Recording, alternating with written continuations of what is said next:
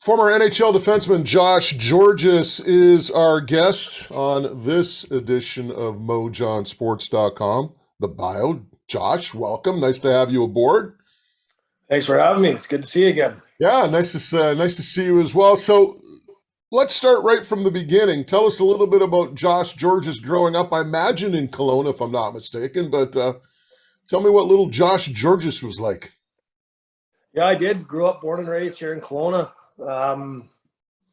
I think pretty typical kid, but I grew up outside.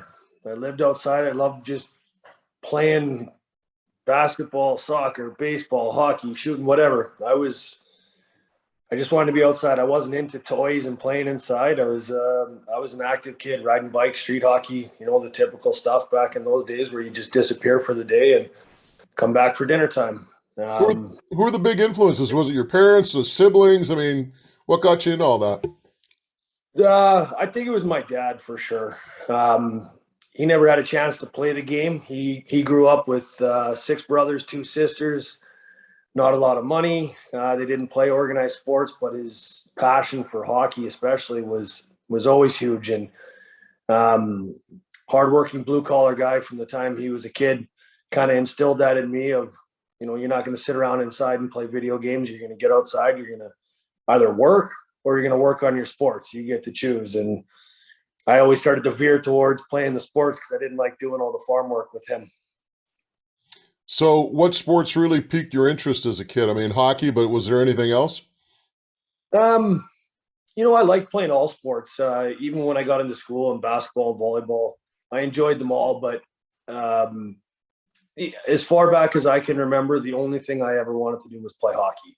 The other sports were just things to do because I enjoyed being active and playing and competing. And, it's not like in today's world where you play hockey 12 months a year. You had your season and then it was over in April and you had other things to do until September again. So I kind of dove into everything, but there's no question there was only one sport in my mind and one thing that I loved, and that was hockey. Sidebar question. Playing hockey 12 months a year, good thing, bad thing?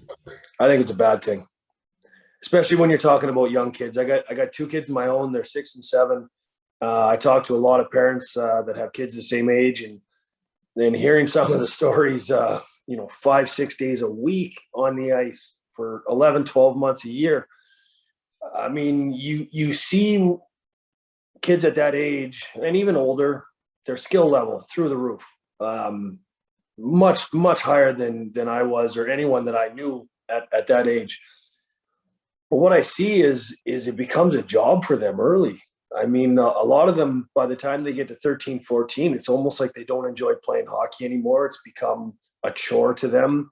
The love of the game, the passion of the game, to just go out there and play because you love it, seems to kind of slide off the back door. And okay, their skills are up, but that's only part of being a hockey player. And I think we're pushing too much for these kids at such a young age, thinking that they need to be the next superstar, the next Sidney Crosby or the next Connor Bedard. Now that kid's starting to know his name by the age 7 or 8. And, kids develop at different eras. I mean, I even think back to myself when I was 13, 14 going into the Bantam draft.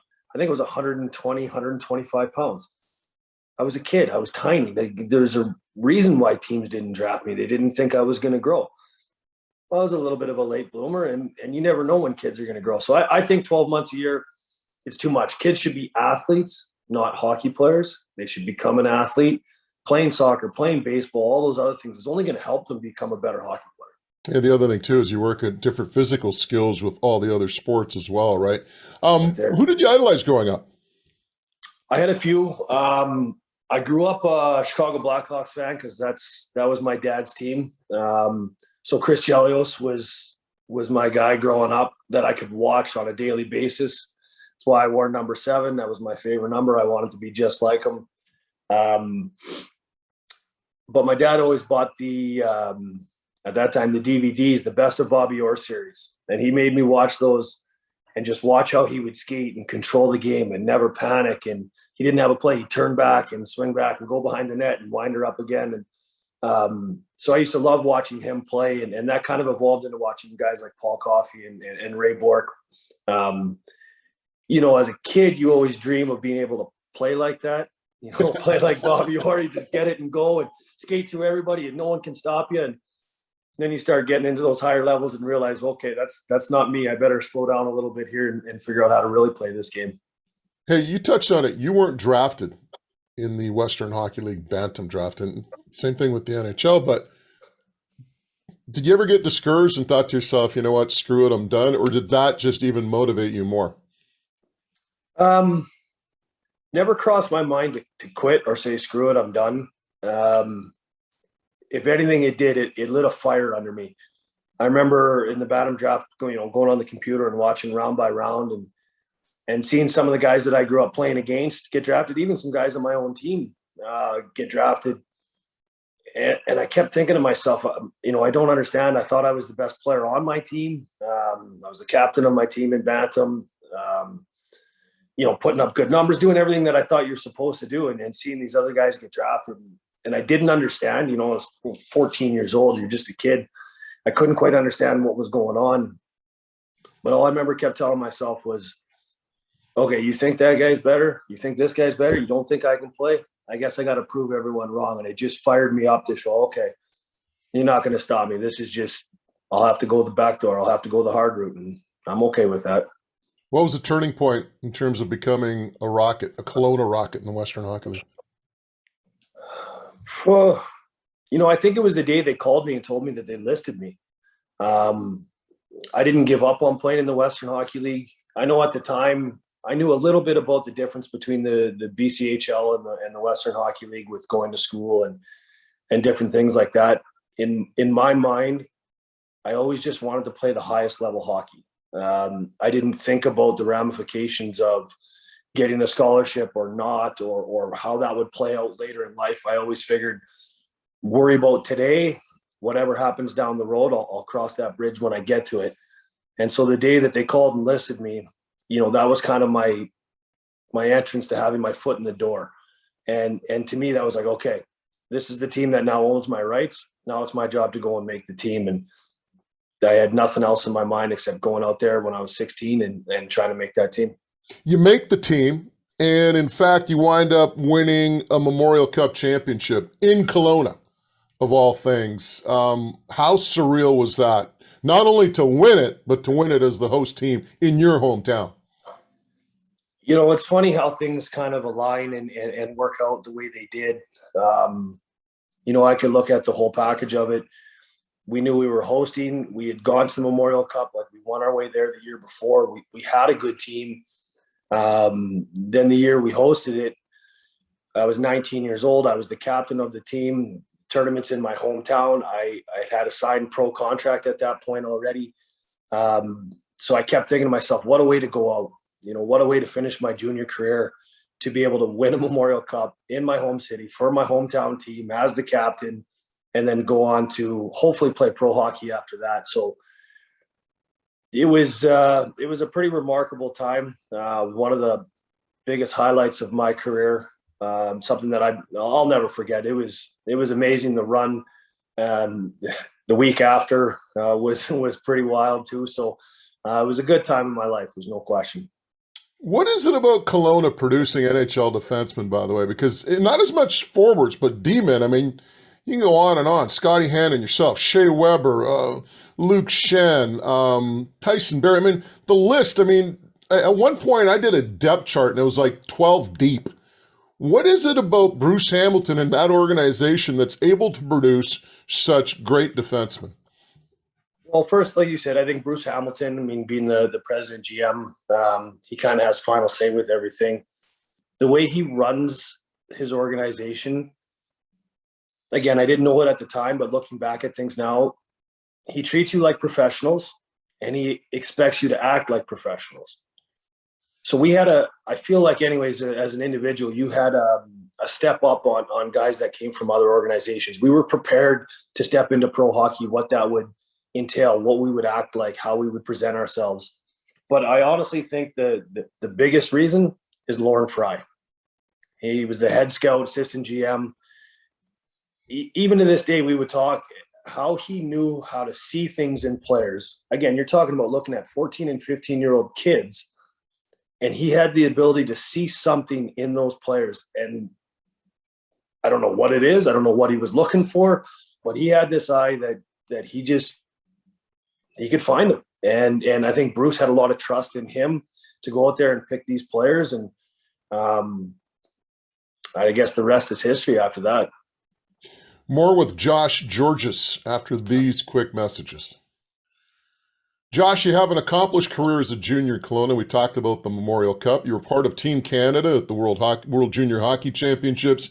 You captained another version of Team Canada in the Remax Hockey Challenge. And yet, through all of this, you don't get drafted by the National Hockey League. This is almost like deja vu all over again, isn't it? It was. I mean, and you know, I thought this time around, you know, I got passed over in the Bantam draft. But I was in the Western Hockey League at 16, my 17-year-old year, my draft year going into the NHL. It's not like I wasn't playing. I mean, I was in the top 4 minutes. I can't remember exactly, but I think I had roughly 42 points that year. So it wasn't like I wasn't putting up points. I was at that time an undersized defenseman. Usually guys like myself at my size, you needed to play kind of like for lack of better guys, is Scott Niedermayer. You know, if you were my size, you needed to be able to skate and make plays and be this offensive quarterback. But I still thought that I did enough to show that I was at least worthy of being drafted. But I guess for whatever reason, talking to a few scouts after the fact, I think they didn't think my skating would hold up. Being the size that I was, could I compete with those big 6'3", 220-pound forwards that could skate when I was only 6 feet, 185 pounds, and not the fastest skater? So I guess they had no faith, and I had to go and reprove myself again. And you do. You spent a little time in the American Hockey League with the Cleveland Barons. You obviously signed a contract with the San Jose Sharks, and you make your debut with the Sharks in what, the 05-06 season. What do you remember about that rookie year? Well, I remember my first game, and again, I look back at a lot of these things and I feel very fortunate just because of how things all worked out and aligned. I told you earlier, my favorite team growing up was the Chicago Blackhawks. And I get my first NHL game at the United Center in Chicago. Wow. To me, that was surreal. I could not believe that I was going to step out on the ice for my very first NHL game in the city against the team that I grew up loving and watching. And the only thing that would have made that day better is if my dad could have made the trip. I only found out that morning that I was playing. I wasn't a regular second game of the season. So I wish he had the opportunity to be there. But that season, I mean, I'm in a position that every day is do or die. I mean, I'm not a drafted player. I'm not a player that is going to have leeway in making mistakes or not being sharp. I mean, even practices were my games, my time to show what I was capable of. And I learned that real quick. I played my first game, didn't have a great game, a lot of nerves, a lot of, oh boy, what's going on out here? Got sent down after that. But, after getting called back up in December, after we made the Joe Thornton trade, I got an opportunity to come back in. And after you get a taste, you don't want to let it go. And I just remember saying to myself, whatever I got to do to stay here. And I think there was a play, I think it was my second or third game. A player came in, he just clipped skates with Nabokov, our goalie. Nothing vicious, nothing dirty. But I thought, okay, here's an opportunity to show what I'm willing to do. But I just turned around, dropped my gloves, went after the guy. Like, okay, I can do this. And I think even just that little thing, I remember coming to the bench and a few of the guys and the coaches like, you can fight? I'm like, well, I not say that I can fight, but I'm willing. Well, I'm willing. Like, wow, we didn't know that. That's good to know. And I think that just kind of snowballed into them having a little bit of trust in me that I was willing to do whatever they wanted me to do. I wasn't a player that was going to argue and say, no, I'm a power play guy. I need to be on the offensive side of things. I told them from day one, you just tell me what to do and I'll go out there and get it done. Who were some of your influences in San Jose? Scott Hannon. I mean, I could go down a list. Joe Thornton was obviously pretty instrumental. A quick story about him. The second time I got called up after we had made that trade, we were there for practice. He comes up to me and says, "Where are you staying?" I said, "I'm just at the hotel." He goes, "No, not tonight. You're coming with me. You're coming to my place. We're having dinner." I mean, this is my first call up. This is Joe Thornton. He's an all-star. I mean, he won the Hart Trophy that year.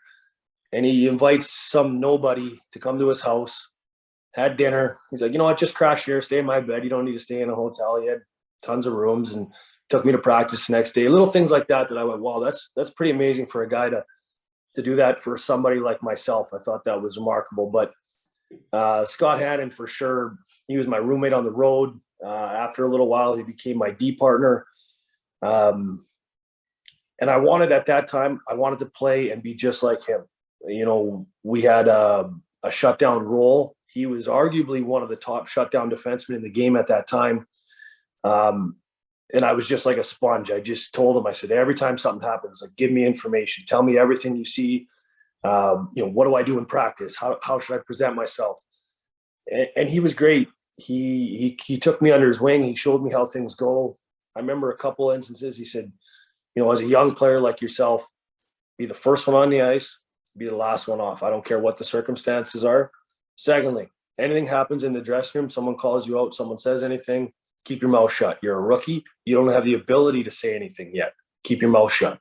And I kind of looked at him like, well, I mean, I should still be able to. He goes, no, it's not your place. If it's out of place, I'll stand up for you. You don't say a word. You have to play a few years before you have the right to talk in the room. And I listened, and after a while, I kind of agreed with it. I said, you know what, I don't have the right. I haven't earned that yet. But he always had my back, and he looked after me and showed me the ropes, and we've remained good friends ever since. You get traded to Montreal, and just hearing you talk about Scott Hannon and the connection that you had with him, what type of emotions did you have when you got dealt to the Canadiens? To be honest with you, I was devastated. I was crushed. We were in Calgary when I was still in San Jose here, and we were on a flight back. It was, I think, 2 or 3 days before the trade deadline. And Joe Thornton had just come back from speaking with either, I can't remember if it was Ron Wilson or Doug Wilson. And he mentioned to us that they were happy with our team. San Jose at that time was a Stanley Cup contender. They didn't plan on making any moves, maybe some little things on the side or, draft picks, that kind of deal. And we had a day off the next day, and I get a call from Doug Wilson to come down and meet him. And 21 years old, naive. I think, he just wants to talk about, what's going on down the stretch here. And I walked in, and the first thing he says is like, "I'll just be blunt. I traded you." And he went on to speak for probably another 10 or 15 minutes. I couldn't tell you what he said. I just kept thinking to myself, what did I do wrong? Why am I getting traded? What happened? Why is this happening? I thought things were going well. I didn't even know where I was getting traded to yet. Then he finally tells me, he's like, you're going to Montreal. And you think about the strangest things. Like, I wasn't even thinking about career-wise. I was like, I'm down in San Jose. I don't even have a winter coat. I don't have toques or gloves with me. Like, what am I going to do? What do I do with my car? What do I do with my apartment? Like, when do I leave? And he goes, you go home, pack up your stuff. You got a flight in 4 hours. I got 4 hours to get all my stuff together. What do I do? So it was a bit of a whirlwind, and getting traded at a young age. I think I was, like I said, I was devastated. I thought there was something that I was doing wrong as to why they wanted to get rid of me. But you learn pretty quick. That's just part of the business. It's what happens in sports, and they needed something different. And c'est la vie. More with Josh Gorges after these messages. Hey, Josh, you get traded to Montreal, and your career really takes off. You spent 7 great years there. Why did you blossom in Montreal? It's a good question. Especially early on, it was looking pretty gloomy. I mean, I got scratched 10 of the 17 games that I was there after I got traded, and I got scratched 20 of the first 30 games the next season. I didn't quite understand. I went from being a top 4 defenseman on a Stanley Cup contender to being the 7th, 8th defenseman on a team that was fighting just to get in the playoffs, and I couldn't figure it out. But again, I was lucky to have Kirk Muller there with me at the time. He was the one that was in charge of skating me on morning skates the days that I wasn't playing. And I remember a few times I had some blow-ups and smashing sticks and throwing nets around because I just couldn't cope with the fact that I wasn't getting in the lineup and I didn't understand. And it was the same sort of deal. I got an opportunity. We had some injuries. And I actually specifically remember an instance in Tampa Bay. I think it was 2 of our penalty killers were in the box, so they had to throw me out on the penalty kill. And I ended up, subtly, but I broke up a play between St. Louis and Le Cavalier down in the corner and was able to win a battle and get the puck down the ice. And the Doug Jarvis was the D coach at the time. Says, well, "You seem to have a knack for this. You kill penalties." And I kind of giggled, like, "Yeah, this is what I've done my whole life. I understand this side of the game. Like, yeah, I feel comfortable here." So he says, "Okay, I'm going to give you a shot." And he kept staying with me, and things just kept snowballing and escalating, and they started to have a little more trust in me. And I think when you talk about Montreal, I feel like I was fortunate in the fact that I wasn't a point-producing player. I didn't have to put up numbers. I didn't have to put up stats to be respected within the team, outside the team, within the city. I just had to go out there and work and compete and play with my heart, which is something that I've done my whole life. And say what you want about the people in Montreal as fans, they understand the game. And I think they respected the fact that that's how I played. I played with my heart. So I think they had some respect for me. And then I just fell in love with the city and the organization. And when you combine the passion for the game and the love for the organization, and you put that all together, it just seemed to fit. Is it the pressure cooker / fish bowl that people claim it to be? Yep, it is. And it's not for everybody.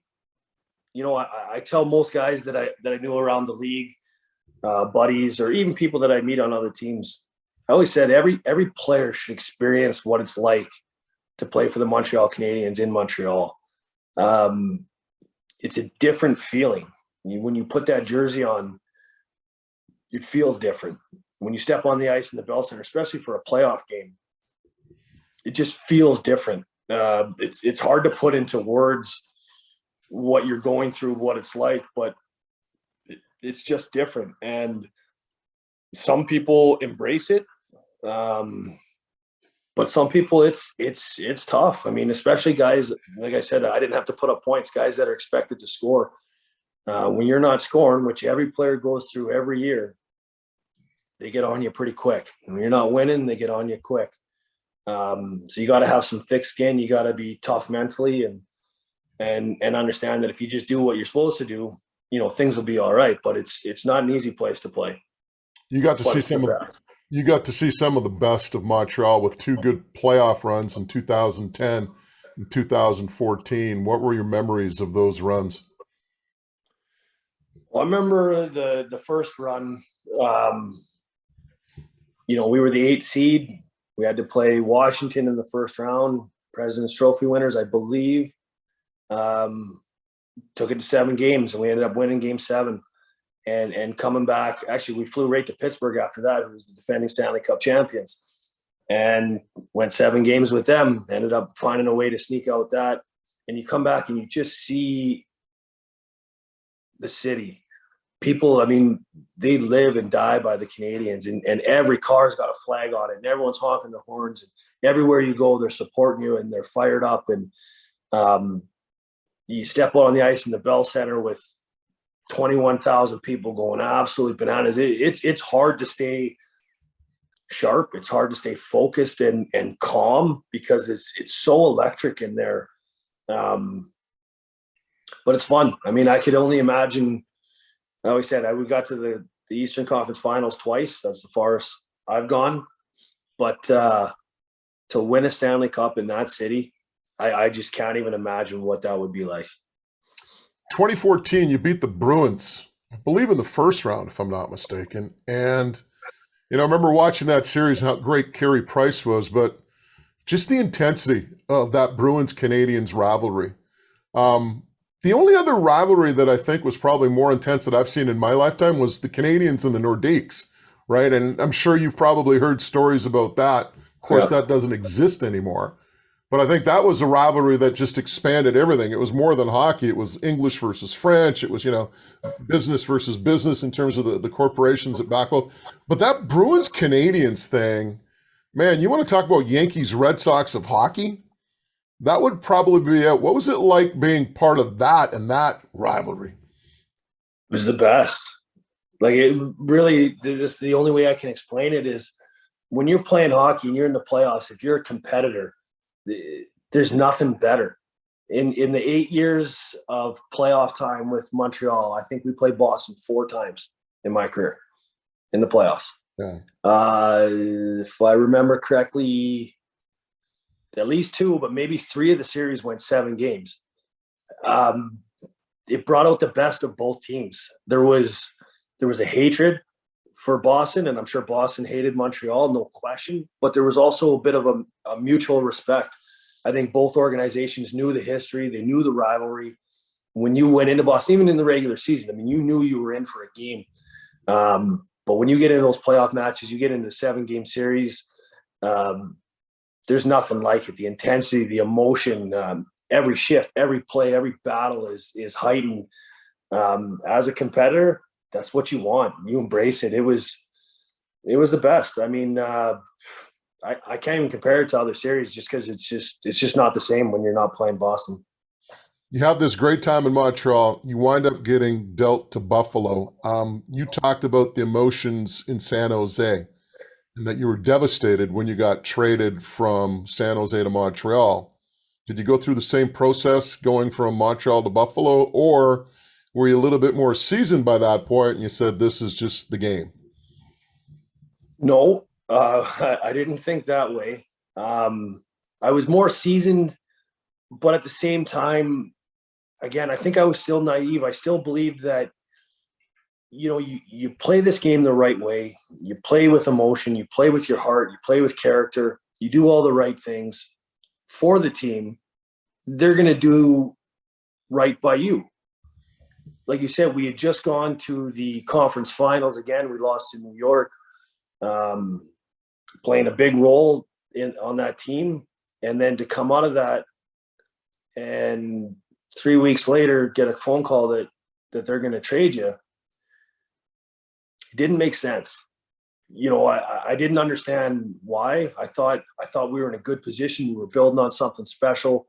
We had an opportunity. I mean, Carey got hurt in that New York series, and we always thought, if he stayed healthy, we might have won that series. Not to blame the other goalies at all, but Carey Price is Carey Price.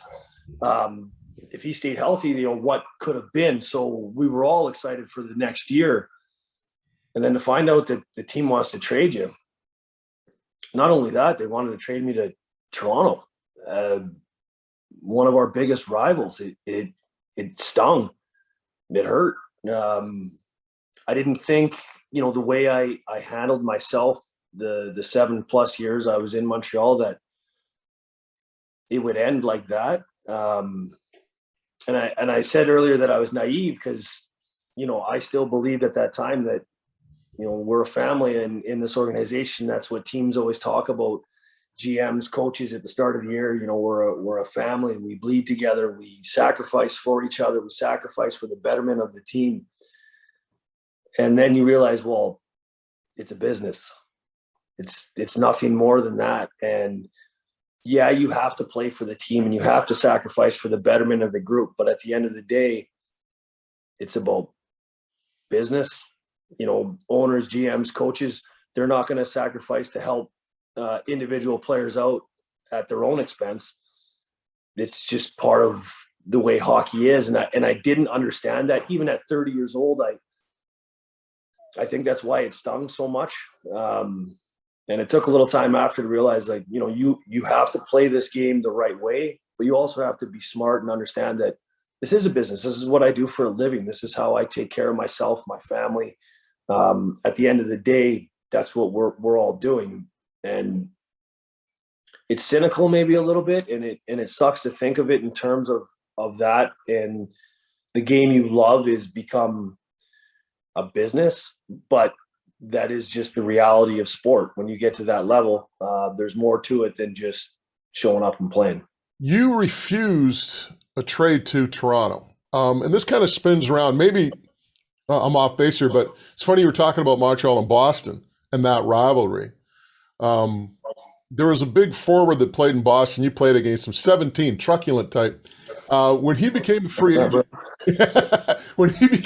agent, he got a great offer from the Montreal Canadiens. He says he just couldn't do it, just because of playing for the Bruins all those years and the rivalry in Montreal. He says he just couldn't do it. Was that a little bit of what went on with you going up, being traded to Toronto? Did you kind of feel the same way? 100%. 100% it was. When my agent called me and told me that, I thought he was joking the first time. I said, they're not going to trade me to Toronto. That's one of our biggest rivals. They don't make trades with each other. But then when I found out it was real, I just kept thinking, how could I go be the same player that I've been for Montreal, a heart and soul type guy? How could I do that for a team that I've hated for 7+ years? It was Toronto and Boston that you just couldn't imagine yourself playing for those teams after being in Montreal that long. And I had a phone call with Brendan Shanahan, who was trying to just talk to me about, what they do in their organization, how they see things, where they're going. And I just flat out told him, I said, everything you're saying that you want from me is this character guy who can come in and be a leader in terms of playing the way I know how to play and conducting myself the way I've always done it. I said, how could I do that for a team that I've hated for almost 8 years? You're going to be disappointed in me in the fact that I don't think I could give you what you guys want. And it was funny because he said, well, that's exactly why we want to trade for you, because guys don't think like this anymore. A lot of guys, they understand it's a business, and you play where you're going to get the opportunity to make money and have success and grow your own self. But I didn't really care about that. I had my contract already. I played to win. I had one goal left, and that was to win a Stanley Cup. And thinking about being in Montreal all those years and then try to win one in Toronto, it just didn't feel right. Spent 4 years in Buffalo to wrap up your career. How would you describe those 4 years? Interesting. I gotta be careful what I say. I mean, a lot of good people in Buffalo. A lot of good teammates that I played with, the training staff, medical staff, equipment guys, fantastic people. Everyone there that I worked with, great. The organization itself was in a bit of turmoil.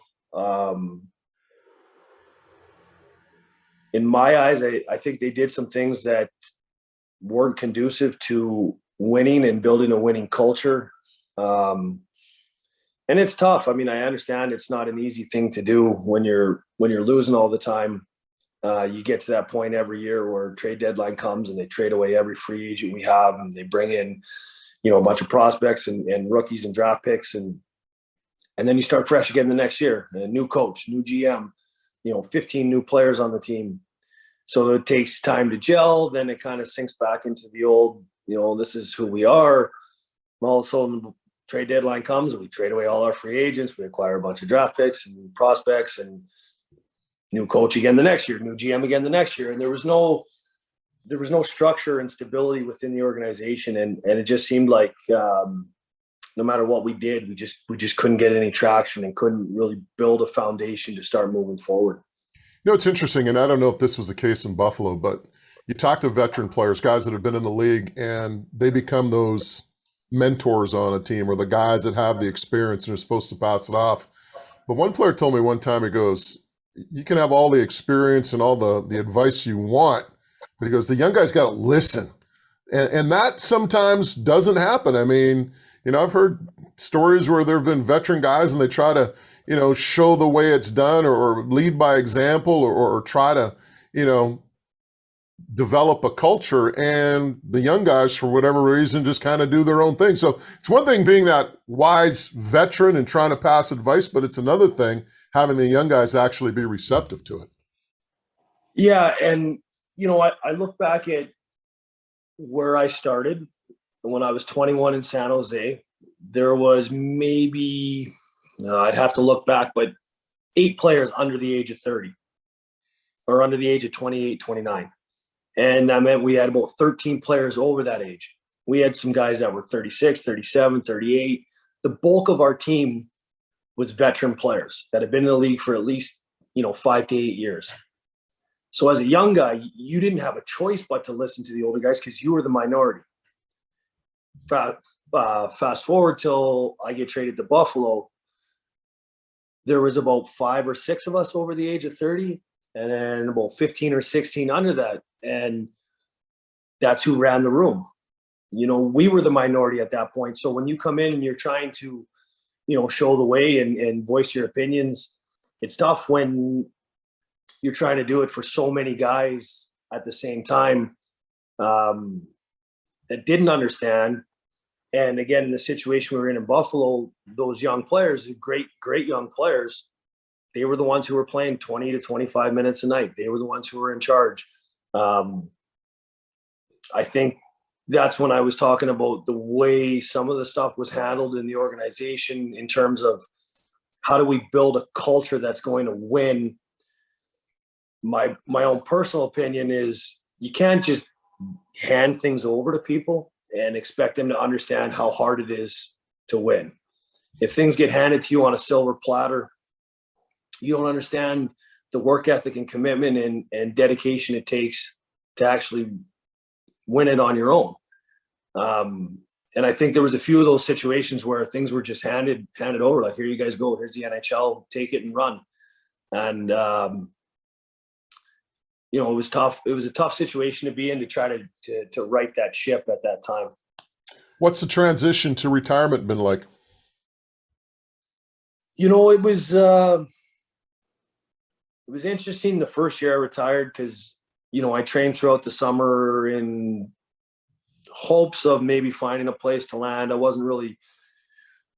didn't really have my mind made up if I was done or if I was going to keep going. And then once I realized that was it and I was done, for me, I talked to a lot of older players that I'd played with. I asked a bunch of questions of what to expect, what it would be like, what I should be thinking about. And they just kept telling me the same consensus was stay busy, find something to do, stay busy. If you want to stay involved in hockey, stay involved in hockey, because once you leave, it's tough to get back in. And so right away I called Bruce Hamilton. Obviously I've known him a long time. We've built up a great relationship together. And I just asked him, I said, can I come around the rink, come around the team and be some sort of a coach? I don't want to get paid. One, I want to learn what it's like. I want to see if it's something that I'd be interested in doing, but it keeps me busy. So whatever you guys need, whatever the coaches would need, I'm okay with. And I think that was the best thing for me. I stepped right into having a responsibility with the Kelowna Rockets. I'd go out for practices. I'd go to the games and sit up top with some of the other coaches and come down between periods. And it just kept me motivated and engaged in something. And I think that helped me be able to just cope with the fact that I'm not playing anymore. And to be honest, at that point, I kind of lost a little bit of my love for playing. When I retired, I miss going on the plane trips, having dinners on the road with the guys, hanging out in the trainer's room with the trainers and telling stories and talking about life situations. And those are things I missed, but I didn't really miss putting my gear on again and going out there and getting banged around all night and not being able to walk. So it was kind of nice that my body started to feel better. I wasn't in pain anymore. And I got to spend time with my kids. I think the fact that I had 2 young boys at the time, I told myself that it's their time now. I was gone for the first few years of their lives and I wasn't around a whole lot. And, now was my time to give back to them and spend some more time with them. So it made that transition a little easier. That's the one thing you hear about guys that retire. It's spending time with family, spending time with kids, but there's always that fire for the game. Do you see yourself having more of an expanded role in hockey once the kids get older, perhaps start going to college and stuff? Do you see yourself perhaps becoming a coach at that point, or an executive, or anything like that? Yeah, I do. I mean, I don't know where that's going to take me in, 10 plus years from now, but I've been working with the West Kelowna Warriors. Actually, we're still playing right now. We're going up against Penticton here in the third round of the playoffs.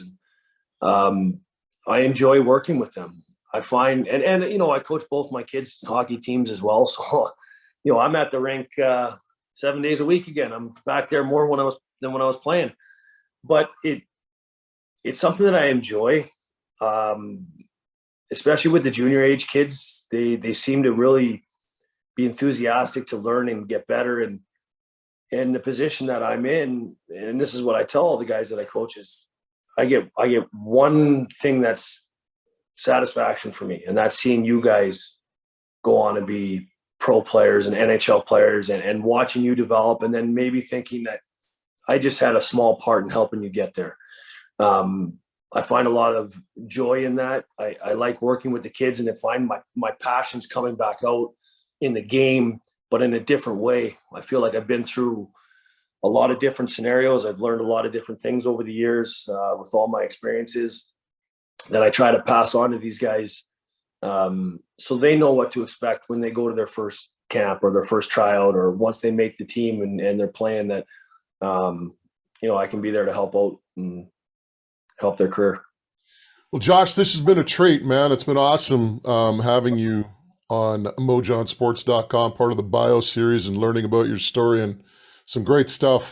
So thank you so much for doing this, and best of luck in whatever you got coming up. Well, I appreciate it. Thanks for having me.